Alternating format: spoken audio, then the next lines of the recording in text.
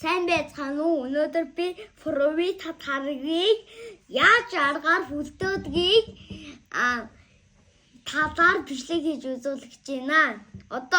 Одоо би хүлдөөсөн байгаа. Тэгээ энэ нэг хүлдээх гэж нэг цаг минутын юм болно. Одоо хэдүүлээ амтанга цэцгээе. Миний дуртай төрлөн чери. Вау. Бруно гоё ясанара. За албатай.